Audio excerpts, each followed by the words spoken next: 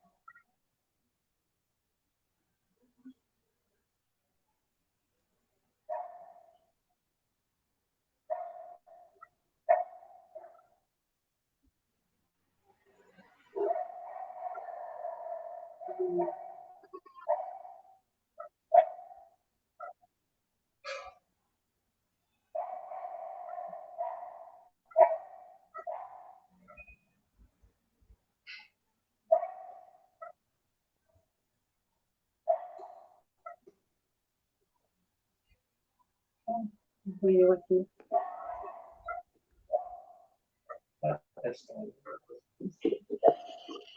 Só vai liberar já. Tem 2 minutos. Então,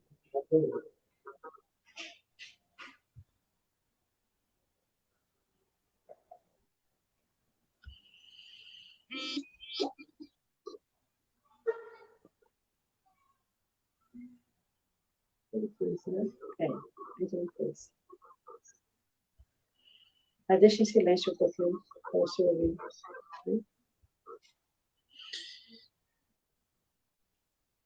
Boa noite, amados irmãos. Sejam todos bem-vindos. Jesus Cristo conosco sempre. Estamos iniciando a oitava campanha. Jesus não nos perde de vista, creia. E neste momento, convidamos o companheiro Luciano Lima para o momento do sagrado.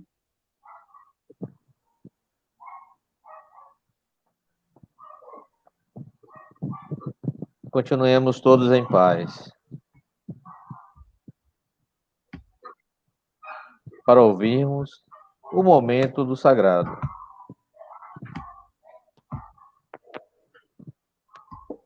Jesus, Mestre querido, que a sua luz esteja em nossos corações e que possamos, Mestre, unindo nossos pensamentos em prece, rogar ao Pai Celestial que abençoe a todos no nosso planeta, em especial aqueles que se empenham em aprender e buscar novos conhecimentos, para se melhorar intimamente e renovar a humanidade, difundindo o amor ao próximo e exercitando este mesmo amor. Nos abençoe, Mestre, e que possamos, com a proteção dos nossos mentores espirituais e trabalhadores vossos, dar início às atividades da noite. Que assim seja. Que assim seja. Para compor a mesa de abertura da oitava campanha, Jesus não nos perde de vista, creia. Convidamos as companheiras que já se encontram aqui presentes conosco. Fabiana Ramos da Rocha, mediadora da oitava campanha Jesus não nos perde de vista, creia. Maria Cecília Nascimento dos Santos, presidente do Centro Espírita Boa Nova, e Jurema Barreto Leite Lopes, patronesse da oitava campanha Jesus não nos perde de vista, creia. E neste momento, convidamos a senhora Maria Cecília para a mensagem de abertura. Boa noite, companheiros. Jesus Cristo conosco sempre. Eu vou ler uma mensagem do livro Construção do Amor.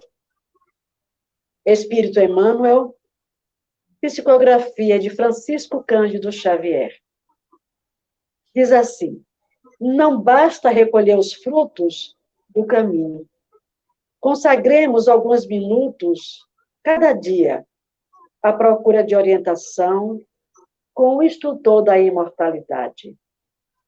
Honremos a luz celeste, que nos trouxe a bênção do Espiritismo, e, cultivando o Evangelho na consciência, na família, no lar e na luta coletiva, converteremos o coração em santuário vivo, em que brilhará para sempre a vontade do nosso Divino Mestre e Senhor.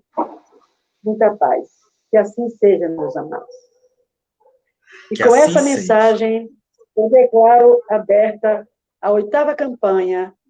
Jesus não nos perde de vista, creia.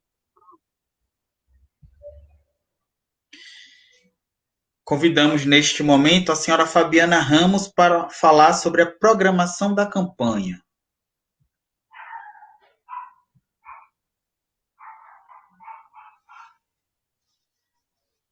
O microfone está fechado. Boa noite, meus irmãos. Nós estamos começando mais uma campanha em nossa casa de oração. O início da campanha sempre começa com o sorteio dos padrinhos e dos afiliados. Cada padrinho recebe seu afiliado nos dias de palestra. Então, compete aos padrinhos acolher o seu afiliado durante as 4 quintas-feiras nas palestras doutrinárias, que começam às 19h30. Compete ao padrinho também compor a cesta natalina do seu afiliado e doar a camisa para que seu afiliado participe da caminhada pela paz e pela vida. Compete aos afiliados comparecer às palestras às quintas-feiras durante o período da campanha, participar da caminhada pela paz e pela vida e comparecer no dia marcado para receber a cesta natalina. Mas, devido à pandemia, nosso cronograma, infelizmente, precisou passar por algumas alterações. Então, nós estaremos juntos aqui via Facebook, hoje, 16 de novembro, e no dia 26 de novembro, e nos dias 10 e 17 de dezembro. Teremos a 12ª Caminhada pela Paz e pela Vida no dia 13 de dezembro, e a entrega da cesta natalina este ano será no dia 14 de dezembro. Muita paz para todos. Que assim seja. E neste momento, convidamos a senhora Elisandra Lins para proferir a palestra da 8ª campanha Jesus não nos perde de vista, creia, com o tema A Fé. Seja muito bem-vinda, companheira.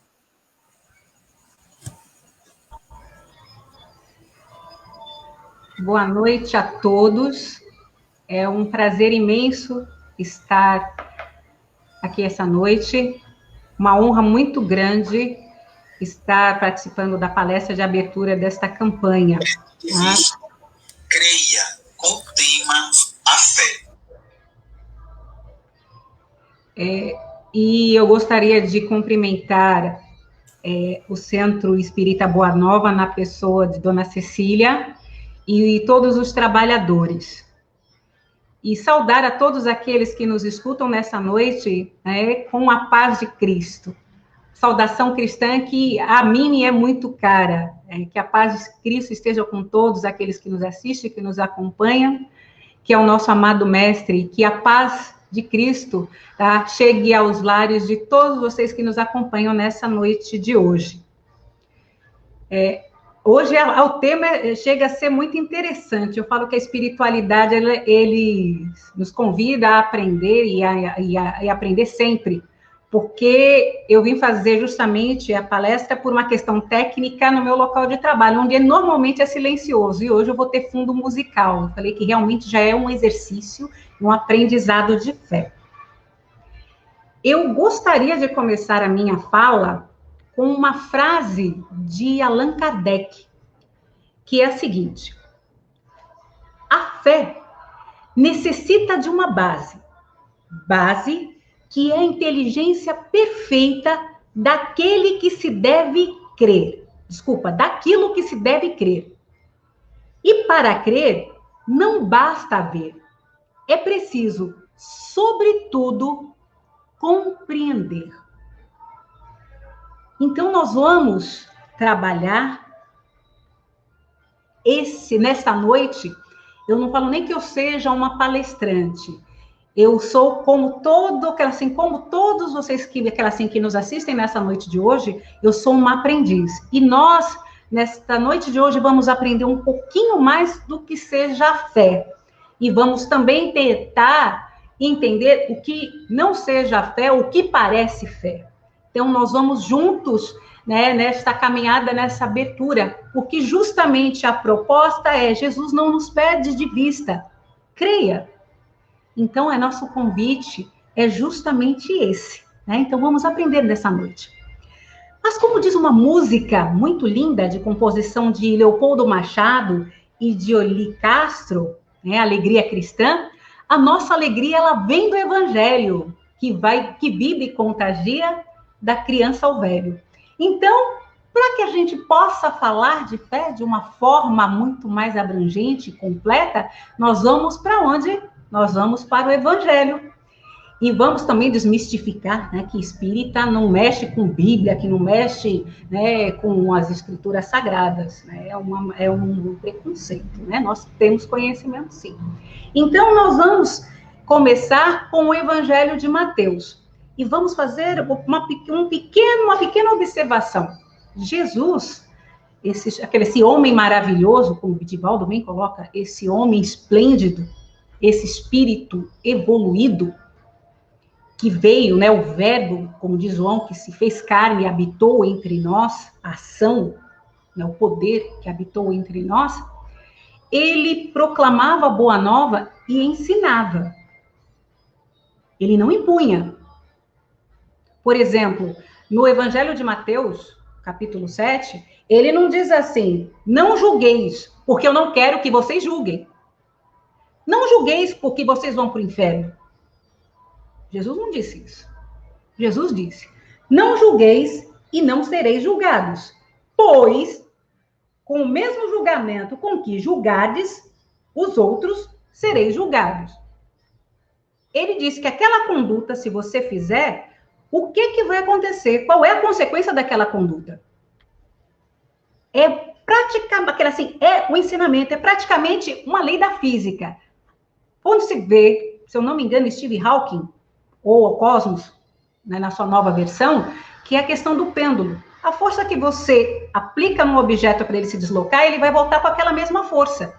Então, Jesus ensinava o motivo de você não ter determinada conduta. Ele não dizia que você tinha que simplesmente não fazer porque ele estava dizendo. Ele está dizendo: ó, você faça, mas se você fizer, a consequência é essa. Se você não fizer, a consequência vai ser essa. Então, tinha uma causa, tinha uma razão, tinha uma lógica. Ele convidava quem o ouvisse a desenvolver a razão, a refletir. Não era simplesmente acredite porque eu estou dizendo. Acredite, creia, porque tem uma causa, uma razão, tem uma reação, tem um efeito, tem um motivo para isso. Então, nós temos que ponderar isso quando nós vamos meditar na figura de Jesus, quando a gente diz que Jesus é o nosso mestre, porque ele é nosso mestre por um motivo, porque ele nos ensina, ele faz com que a gente se desenvolva e cresça. Ele não pede em momento algum que a gente tenha complexo de Chicó. Ah, eu acredito. Por que você acredita? Não sei, só sei que é assim. Então, Jesus, em momento algum, pede que nós tenhamos esse comportamento. Ele nos convida em todos os seus ensinamentos a reflexão. Então, é bom que a gente tenha esta ideia em mente para que a gente possa começar a passear, a compreender, a estudar os ensinamentos de Jesus. Tá? Então, vamos avançar agora no Evangelho de Mateus. Então, vamos.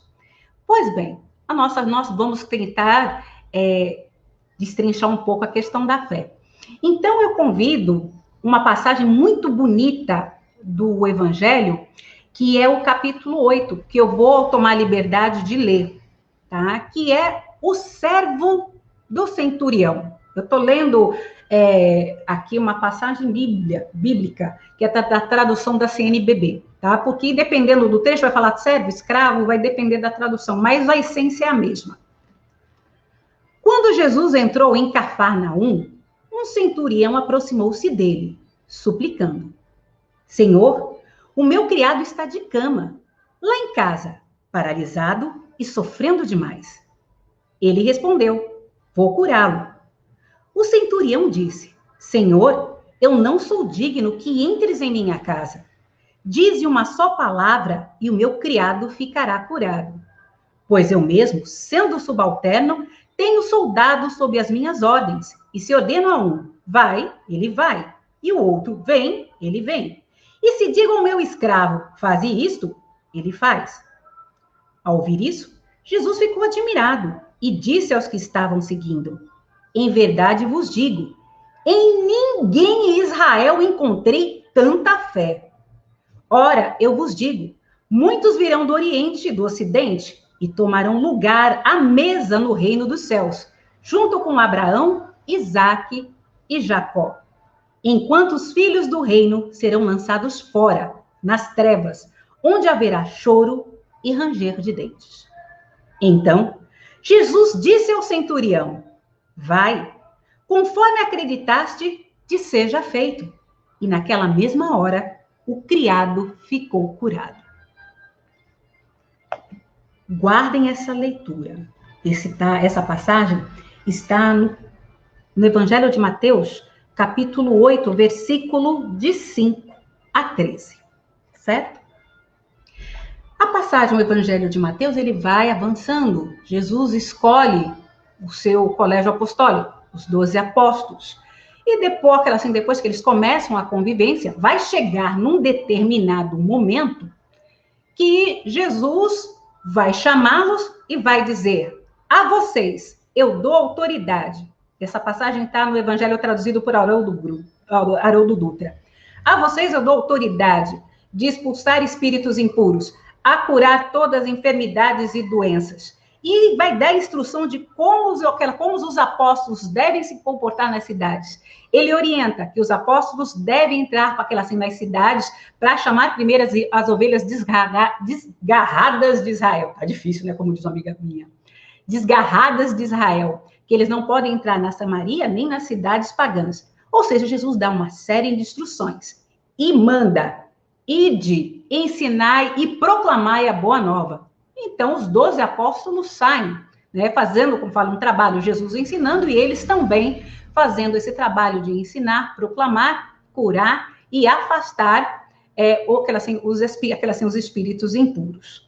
E nós vamos ver que vai seguindo, Jesus vai ensinando as multidões, vai ensinando as parábolas, e depois que ele ensina as parábolas para as multidões, ele chama os apóstolos, né, em recolhido, e explica aos apóstolos o significado das parábolas e diz: a vocês é dado saber o significado das parábolas, porque cabe a vocês continuar o trabalho da divulgação.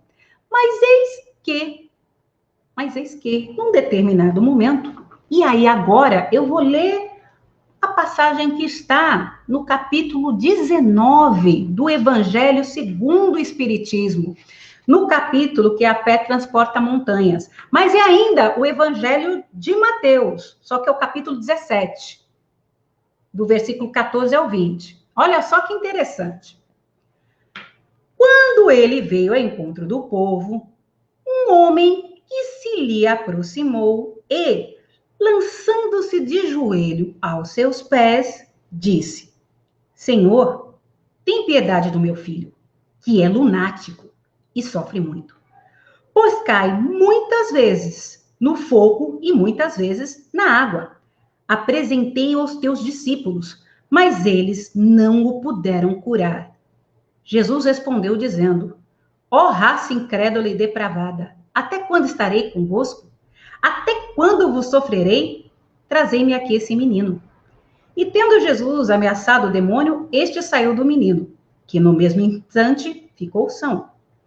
E os discípulos vieram então ter com Jesus em particular, e lhes perguntaram: por que não podemos nós outros expulsar esse demônio? Respondeu-lhes Jesus: por causa da vossa incredulidade. Pois em verdade vos digo, se tivesseis a fé do tamanho de um grão de mostarda, diríeis a esta montanha: transporta-te daí para ali, e ela se transportaria. E nada vos seria impossível.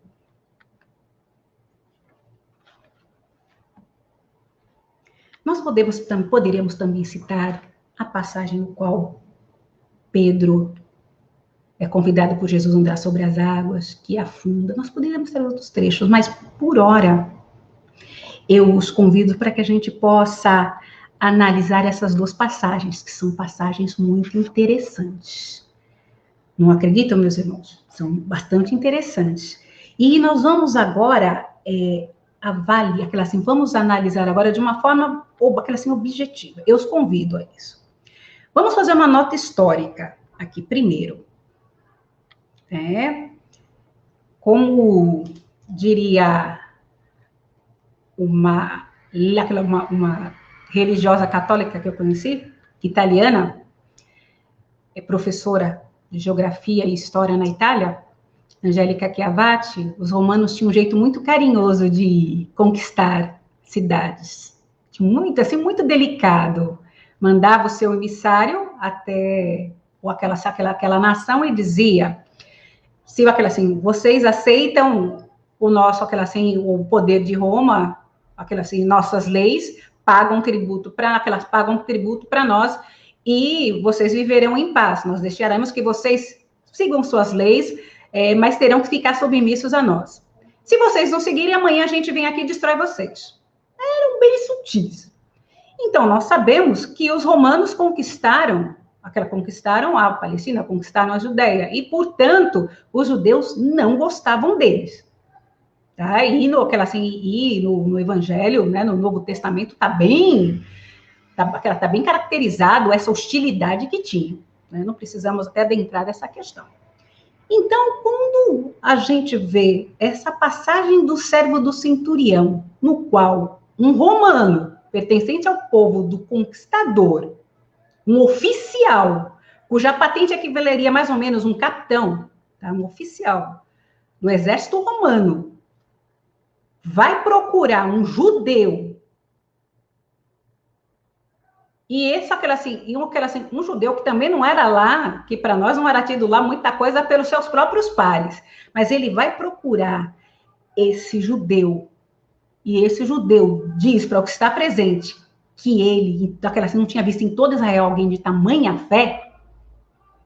A gente tem que pensar assim, nossa, a gente tem que analisar de uma forma objetiva, certo? E por outro lado, a gente coloca de posição que um grupo apostólico, que o próprio mestre diz: epa, vocês não tiveram fé. Vocês falaram, o que faltou para um grupo que não faltou para o outro? Porque aqui a gente não pode falar que eles eram pessoas ruins. Não. Se fossem ruins, Jesus não teria escolhido. Mas qual é o diferencial aí? O que tinha nenhum sobrando que nos outros faltavam? Então, o que a gente nota aqui? Não era muito comum, né, um senhor proteger um servo. Não era comum isso. E mais, um oficial que foi pedir algo não foi para ele. Ele foi procurar ajuda para um servo. Ele foi pedir intercessão para outra pessoa. Olha essa campanha que está pedindo ajuda para outra pessoa também. Olha, o romano pagão, que não era o filho do reino, como diz aqui, ele foi procurar Jesus, mesmo que com a possibilidade de Jesus sequer atendê-lo porque ele era romano, ele, com um sentimento de generosidade, bondade, altruísmo, ele procurou ajuda, não para ele, mas para outro. Quando ele chegou diante de um espírito que ele reconheceu de alta elevação, de alta moral, ele se sentiu pequeno, mas mesmo assim ele não desistiu. Ele disse o quê? Senhor, eu não sou digno, mas eu reconheço a sua autoridade. Diz uma palavra que eu sei que ele vai curar. Eu não duvido do seu poder. Cure-o. Esse centurião, que não é uma parábola, foi um fato que aconteceu, porque você vê repetido isso daí tanto em Lucas, como tem uma passagem similar em João. Então, temos que dar crença. Isso aconteceu. O que aconteceu? Porque assim, esse fato aconteceu, nós temos que ponderar. Então, o que aconteceu? Esse romano, apesar de não ser monoteísta, ele tinha virtudes. Estas virtudes já colocava, como diz a questão 918 do Livro dos Espíritos, salvo eu engano, ele já tinha virtudes, ele já era um homem de bem. Por isso que admirou Jesus, a ponto de Jesus falar o seguinte: virão do Oriente e do Ocidente, e eles terão, em outros planos evoluídos, eles sentarão do lado de Isaac, Jacó e Abraão. Ele é um espírito de luz, é um espírito nobre, porque ele quer o bem de alguém, e não viu obstáculos para conseguir ajudar alguém. Então, a fé desse romano, a vontade de fazer o bem, superou qualquer obstáculo. E ele sabia o que foi fazer, e por que ele foi fazer. Ele tinha determinação. Ele estava consciente do que estava fazendo. Ele queria ajudar uma pessoa. Então, não teria dificuldades para ele fazer. É o que a gente pode constatar, tranquilo. Ele foi. Viu a autoridade, ele não pensou duas vezes. E ele resolveu, ele conseguiu a cura da pessoa que ele tinha afeto. O servo dele foi curado. Por outro lado, quando a gente confronta esta passagem evangélica com a passagem 17 do versículo 14 a 20, a gente tem que ficar preocupados. Por quê? Porque os nossos queridos Pedro, Tiago de Zebedeu, André, João, Tadeu, Mateus, Bartolomeu, ou seja, os apóstolos que Jesus convocou, tinham o melhor mestre, o espírito mais evoluído que a Terra tem conhecimento, é o mais evoluído. Acompanhou quem teve oportunidade de ler o livro A Caminho da Luz, Emmanuel explica de forma objetiva. Jesus acompanhou a formação do planeta Terra. As primeiras formas de vida, ele estava próximo acompanhando. O espírito evoluidíssimo. 1000 anos só para conseguir ter condições de encarnar na Terra, para poder nos ensinar pessoalmente. Pois muito bem, os apóstolos estavam com um espírito evoluído. Esse espírito deu autoridade a eles. Disse a eles o que fazer. Ensinou-os pessoalmente. Mas mesmo assim, eles não acreditaram. Eles duvidaram. E a gente vê nessa passagem, por que nós não conseguimos? Então, verificamos que os apóstolos, naquele momento, naquela fase, eles não sabiam o que faziam. Não sabiam o que faziam. Não tinham certeza por que faziam. Mesmo com Jesus do lado. Eles não tinham. Então, a gente pode ter certeza, ou pelo menos confiar que a fé é lúcida, é consciente. E ela não é algo que eletrocardiograma que fica subindo e descendo, porque ela não funciona assim. Ela é algo constante, porque ela não para, ela não vai enfraquecer diante das dificuldades. Como o centurião que não parou. Ele tinha um objetivo, ele foi em frente. Então, os apóstolos queriam até ajudar, tinham, né? Eu quero ajudar, mas eu não sei como. Eu não sei se eu tenho força para isso. Eu não sou Jesus, eu não tenho, ele deu poder, mas eu não tenho isso. Então, os apóstolos duvidavam. E se você tem dúvida de como você fazer, você não faz. Porque você não sabe aonde quer chegar. Você não sabe por que você quer fazer. Você não tem uma meta, você não tem um objetivo. Se você não tem uma meta, não tem objetivo, você não consegue canalizar esforços para aquilo. Você não sabe para onde você vai. Você não consegue acreditar. E você não sabe para que você vai fazer também. Vale a pena? Não vai? E se não vai? É por isso que Jesus falou, se você tiver algo pequeno, uma fé, tamanho de uma mostarda, você vai dar uma hora com uma montanha e ela vai passar. E ela vai se mover, ela vai se movimentar, porque é uma força poderosa. É uma força, aquela assim, a força é uma ferramenta que te potencializa a realizar grandes coisas. Já pensaram, por exemplo, se Madre Teresa de Calcutá, quando estava lecionando no convento lá na Índia, quando ela simplesmente teve aquele momento de iluminação espiritual, ela falasse, não, será que é isso mesmo que eu tenho que fazer, ensinar inglês para as moças aqui ricas da Índia? Não, será que eu tenho que fazer outra coisa? E abrisse o portão e andasse por Nova Delhi? Não, o que será que eu tenho que fazer?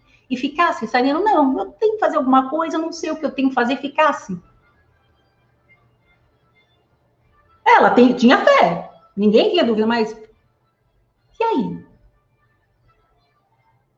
O que eu vou fazer com essa fé? Que a gente pode dizer que a fé cega, né? A fé cega constrói o quê? Eu canalizo para onde? Onde eu quero chegar, se eu não sei? Mas não vamos continuar falando mal dos apóstolos, não, que eles se redimiram. Querem ver uma passagem que a gente mostra quando o indivíduo ele começa a saber o propósito dele da vida, quando ele começa a entender que ele tem que sair da faixa de egoísmo e que quando ele vai para o próximo, ele acha a si mesmo e encontra Deus dentro de si mesmo, e ele muda totalmente, e ele começa a mover montanhas, eu mostro uma passagem muito bonita. E vamos pegar justamente de quem? De Pedro. Né? Porque Pedro falhou, Pedro negou a Cristo. Vamos pegar o nosso querido Pedro, que é uma das passagens mais belas que tem dos Atos dos Apóstolos. Quando Pedro justamente está com João indo para o Sinédrio, a Judéia, que ele vai subindo a porta do templo, Jesus já foi crucificado, eles já estão começando a divulgar, e um paralítico, com quase 40 anos de idade, que mendigava na porta do templo, olhou para João e olhou para Pedro, e disse, me dê uma esmola. Pedro olhou para ele e disse, olhe para nós. Ele olhou, Pedro se abaixou e disse para ele, ouro e prata eu não tenho, mas o que eu tenho, eu te dou. Em nome de Jesus Cristo, o Nazareno, levanta-te e anda. Pegou a mão do coxo, do paralítico, mão direita, e levantou. Quando ele levantou, ele começou, já se levantou, se pôs de pé e começou a andar. E esse paralítico, de quase 40 anos, adentrou o templo, dançando, andando e louvando a Deus. Essa passagem é lindíssima, porque o Pedro vacilante, o Pedro que tinha medo, o Pedro que afundou nas águas, o Pedro que duvidava, o Pedro que tinha fé fraca, depois que ele conseguiu compreender a bondade, a generosidade, ele começou a se ver no próximo, ele desenvolveu bens, virtudes intrínsecas, era dele. Então, como ele diz, eu não tenho ouro, mas o que eu tenho de bom, eu dou para você. E ao dar o que ele tinha de bom dentro dele, ele cura. Então, veja, quando a gente dá o que é nosso, quando a gente dá o nosso tempo, quando a gente dá o nosso amor, a gente dá o nosso carinho, independente dos obstáculos e do que vai acontecer, a gente vê que aí já começa essa ferramenta poderosa, a fé, ela começa a se manifestar. E ela começa a abrir caminhos onde antes não vai haver. Porque Pedro, após essa cura, ele começa a ser perseguido. Anás, Caifás, essa turma que foi responsável pela morte do Cristo, começa a persegui-lo. E não dá para matá-lo porque ele fez uma cura na porta do templo. Mas chamaram para ameaçá-lo. E quando ele é confrontado, depois de ter negado a Cristo, ele diz: aqueles que vocês condenaram à morte, foi por obra dele que eu fiz isso. Foi por causa dos ensinamentos dele que eu me tornei o homem que sou. Então eu não nego. Eu faço por nome dele e vou continuar fazendo em nome dele. Essa certeza, as virtudes que Pedro conquistou, e a certeza que eu não vou me calar, eu vou levar os ensinamentos do Cristo, seja o preço que for, fez com que ele desenvolvesse essa fé, essa ferramenta poderosa. Ele não temia mais a morte, ele não temia mais as agressões, ele não temia mais nada. O objetivo dele era semear o bem, o objetivo dele era levar consolo, o objetivo dele era levar a paz, a cura para quem estava sofrendo. Ele tinha um objetivo. Então, ele ia canalizar todas as forças dele para aquele propósito. O preço que tivesse.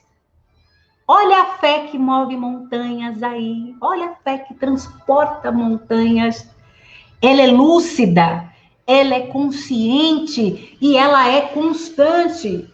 Pedro não parou aí. Só nós seguimos os Atos dos Apóstolos. Pedro terminou quando ele foi crucificado de cabeça para baixo. Ele não parou. E ele não temeu.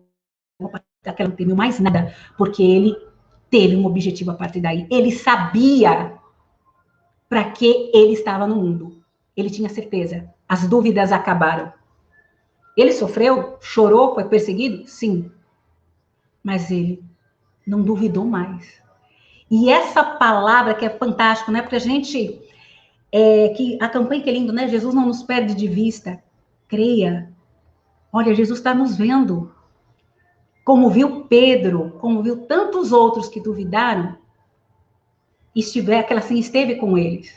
E olha que bonito. O que eu tenho, eu lhe dou. É um convite maravilhoso para que a gente dê o que é de nós, o que é nosso, as nossas virtudes, o nosso amor, o nosso carinho, a nossa atenção, o nosso tempo.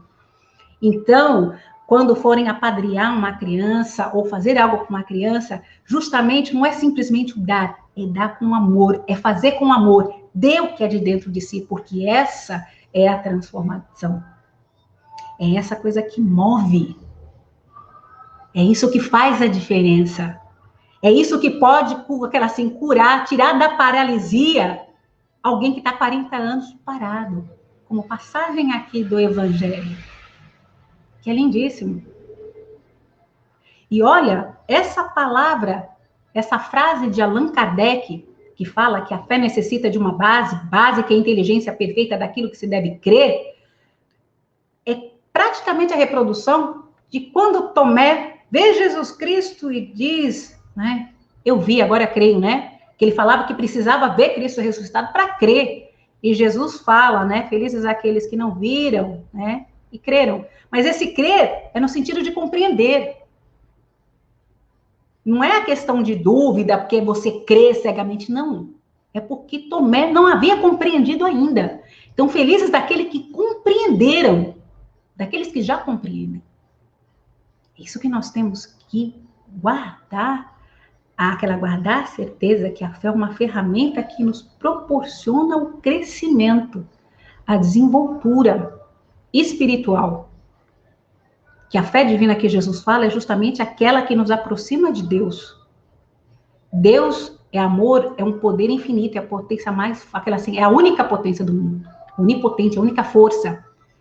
E nós, quando voltamos para sentimentos altruístas de generosidade, de caridade, quando saímos simplesmente desse egoísmo que só pensa em nós mesmos, em nossos interesses, nós começamos a construir um mundo melhor e nosso interior se transforma totalmente. E com esse sentimento de fazer um mundo melhor, essa fé nos dá força, nos dá recurso para vencer todos os obstáculos, todos os senões que isso possa aparecer, que ela possa aparentar e possa surgir. Então, fé não é simplesmente falar, eu creio. Crer e simplesmente ficar parado, porque a fé é algo ativo.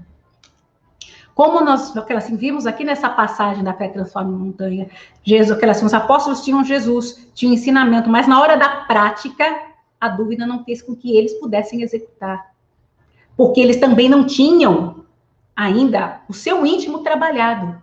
Se você não trabalhar o seu interior, você não desenvolve. Nós temos uma coisa muito interessante. Muito interessante.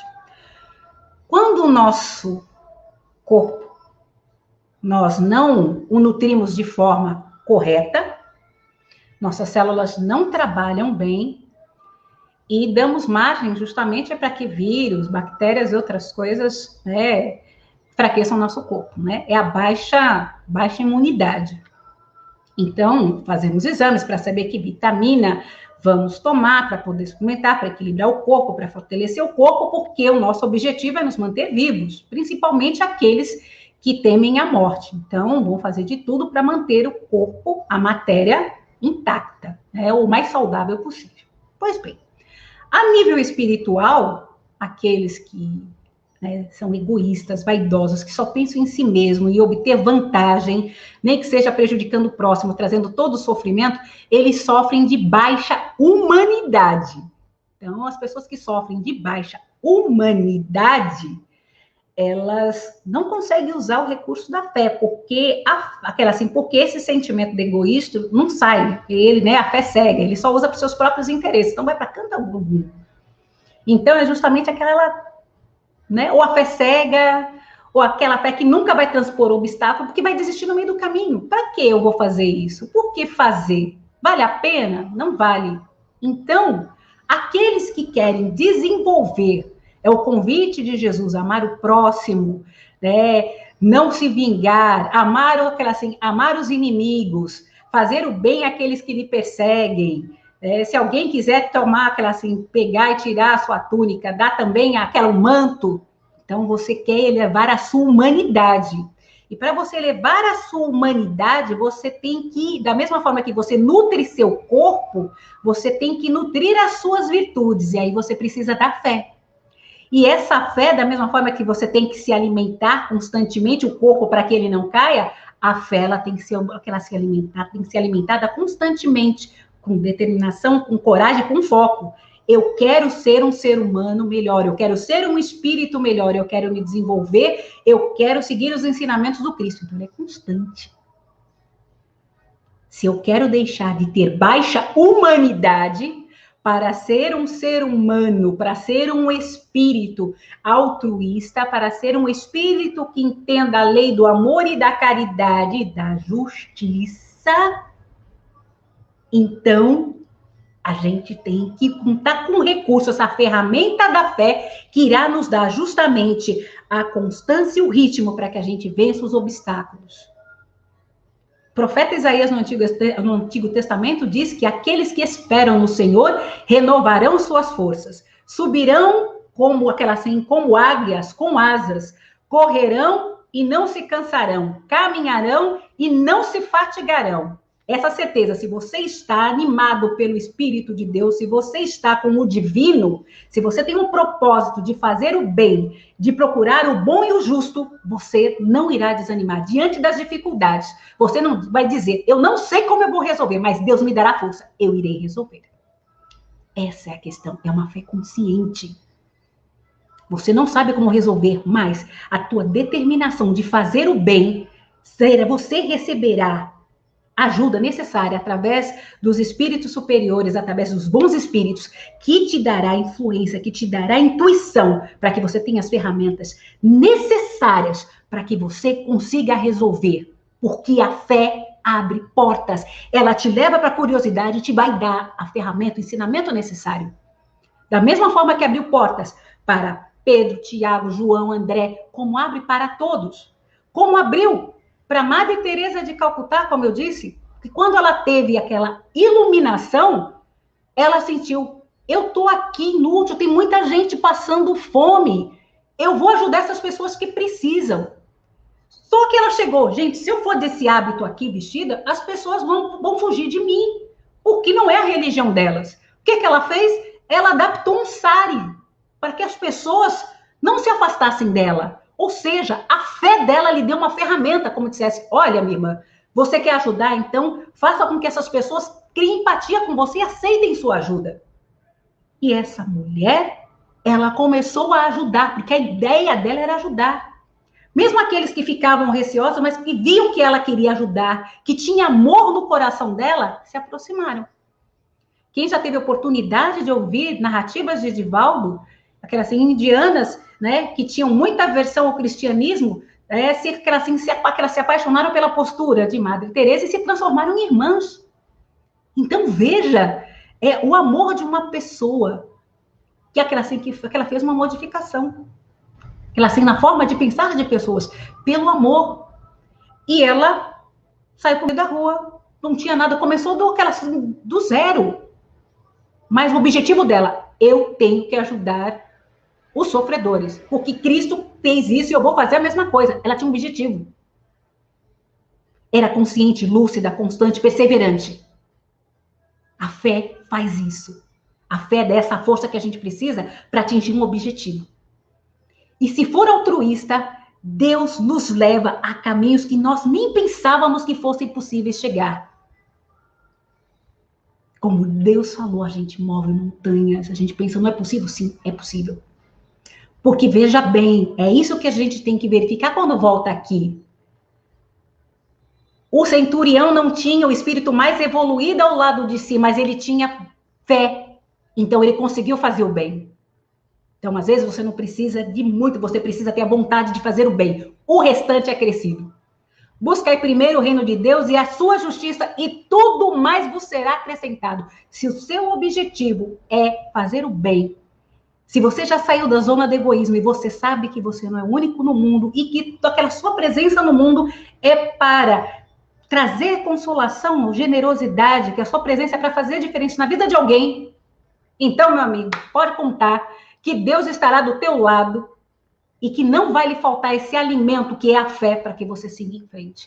Não vai faltar essa constância, não vai faltar essa lucidez, não vai faltar essa perseverança. Não quer dizer que você não vai sofrer, que não vai dizer que você vai chorar. Mas mesmo nos momentos de dor e de sofrimento, essa fé, essa força divina, essa potência que Jesus diz que é uma força muito poderosa, vai estar te sustentando. É ela que vai te levar à evolução, vai fazer com que você torne-se um anjo, como diz a codificação espírita. Por favor, me avisem se eu estiver estourando o horário. E eu gostaria de também trazer uma muito importante. Nós, quando estudamos o Tom 1 do livro Estudo Sistematizado da Doutrina Espírita, nós temos uma passagem, né? Então, também no livro dos Espíritos, né, que fala a prova de Deus, né, que a gente fala que a gente prova a existência de Deus justamente vendo a criação, quando a gente vê justamente o planeta Terra, as estrelas, os astros, você não tem como duvidar que quem criou, ou que criou aquilo é uma inteligência suprema, não dá para duvidar de Deus. E da mesma forma, nós temos prova que a fé, ela é racional e consciente, como Allan Kardec, como Jesus ensinou. E sabe qual é a prova disso?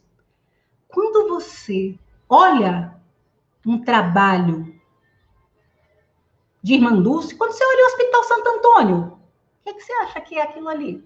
É a prova de fé. E ali é lógico, porque ela queria ajudar pessoas. Então ali é um raciocínio lógico. Ela não fez ali porque dona louca, o acaso. Porque é assim, eu tenho que fazer. Não, porque ela queria levar, aquela assim, curar seus doentes. Ela queria aplacar a fome, queria levar consolo. Prova de fé.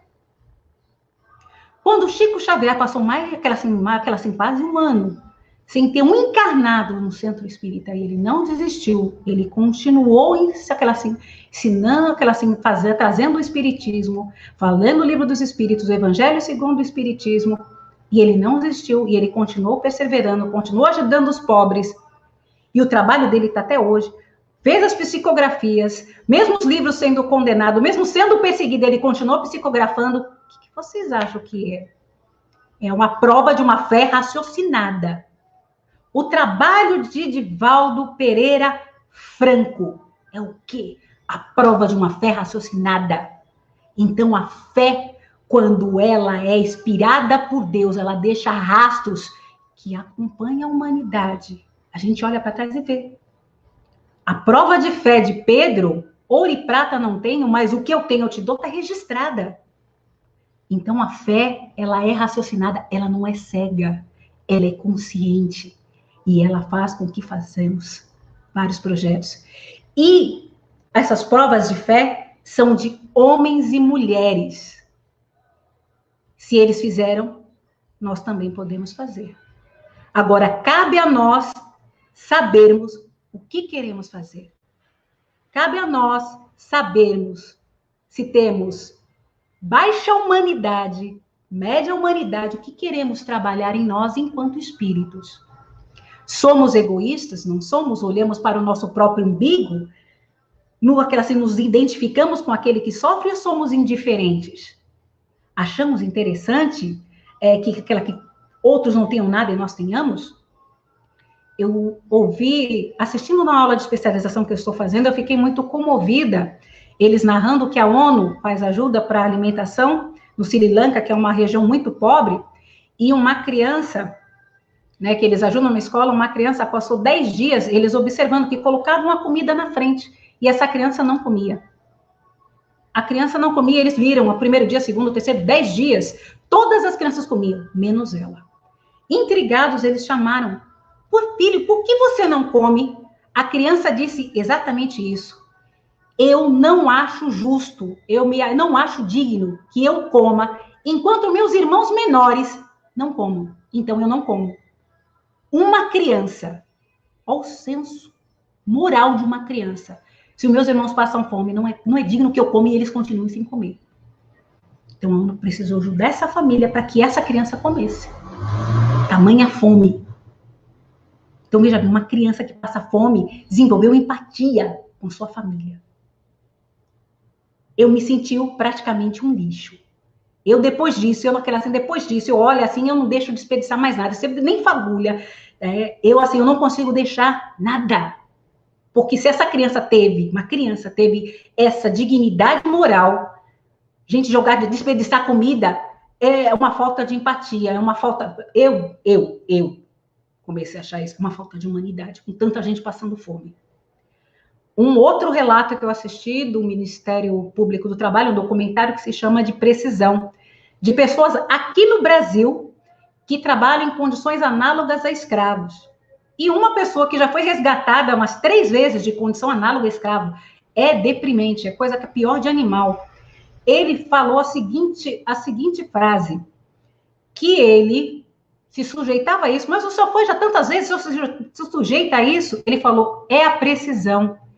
Eu prefiro me sujeitar a isso do que os meus filhos viverem roubando ou pegando do que é dos outros. Então, eu prefiro me sujeitar a isso do que meus filhos viverem esse exemplo e serem ladrão. E serem ladrões. Havia tanta dignidade nesse senhor, quer dizer, eu prefiro ser escravo do que ser ladrão. Então, veja, a fé. Ele não foi roubar. Eu prefiro ser escravo do que ser ladrão. É muita dignidade. Então, assim, uma pessoa de muita fé, que não parou, continuou a vida. Ele podia ter parado, podia ter feito tanta coisa, mas ele continuou. Há uma fé, há uma dignidade, porque ele terminou, Deus me livre. Então, assim, é a fé dele. Deus me livre de fazer isso. Então, é muito bonito.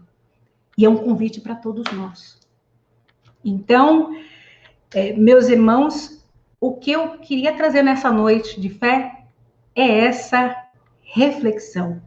Vamos construir a nossa fé lúcida, perseverante, constante, através dos ensinamentos do nosso Mestre Jesus.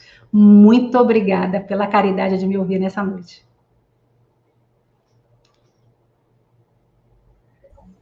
Agradecemos a nossa irmã Elisandra Lins pela belíssima explanação, por nos convidar a esse mergulho histórico através dos biógrafos de Jesus. Para todos nós, foi uma noite de renovação da nossa fé, de compreender o slogan da nossa campanha: Jesus não nos perde de vista, creia. E é o fortalecimento desta fé, essa fé inabalável, que nós estamos buscando. E vamos aproveitar neste momento e convidar a nossa irmã Jurema aqui, que se faz presente e que é a patronesse da 8ª campanha Jesus não nos perde de vista, para que ela possa nos falar nesse momento. Boa noite a todos. Que a paz de Jesus seja sempre conosco. Bem, minha gente, eu sou muito grata por essa campanha. Vou ler um roteirozinho pequenininho para que vocês possam entender por que essa campanha, 8ª campanha, Jesus não nos perde de vista. A gratidão é um dos sentimentos mais puros e positivos que podemos ter. Ser grato é uma dádiva daqueles que reconhecem uma ação ou um benefício recebido. Há 8 anos atrás, eu recebi da irmã veneranda Joana Rodrigues uma mensagem belíssima. Na ocasião, eu estava passando por um problema de saúde, um problema muito sério de saúde. Precisava de fazer uma intervenção cirúrgica. E a irmã companheira me deu essa belíssima mensagem: Jesus Cristo não te perde de vista, creia. Essas palavras encheu de amor e esperança o meu coração. E fé. Me submeti ao tratamento, tudo correu conforme a orientação da veneranda irmã Joana Rodrigues e do irmão Jerônimo Albuquerque. No mesmo ano, esta casa de oração, Centro Espírita Boa Nova, me homenageou com essa belíssima campanha. E com esse mantra, campanha, Jesus Cristo não te perde de vista, creia. Então, é um sentimento de reconhecimento. Eu compartilho com todos vocês essas boas energias e emoções. Eu fico até um pouco nervosa em falar sobre essa campanha, porque é uma campanha que me fez acreditar que preciso ter fé. E hoje em dia eu sou uma pessoa de muita fé. Muita paz para todos e obrigada.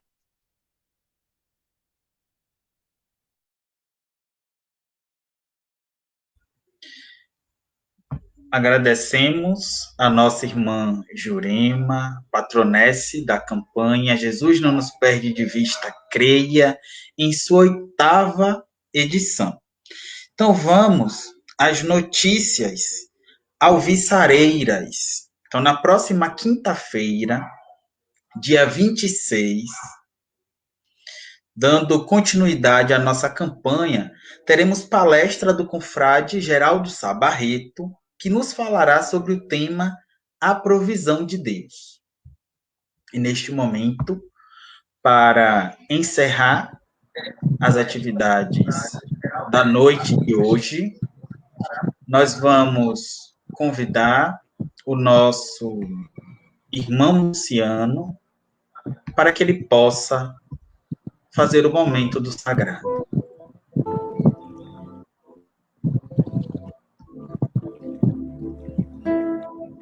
Continuemos todos em paz.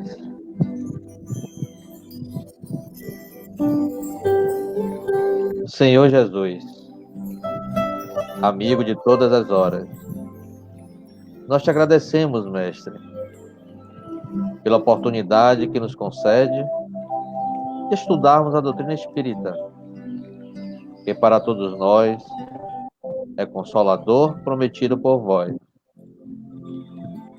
Que, amparados e fortalecidos no teu exemplo, possamos continuar nossa jornada evolutiva rumo ao objetivo do Pai. Abençoa a nosso propósito, ilumina nossos espíritos, fortalecendo a nossa fé. Que seja em teu nome e em nome dos espíritos responsáveis por esta atividade, mas sobretudo em nome de Deus, que pedimos permissão para encerramento. Que assim seja.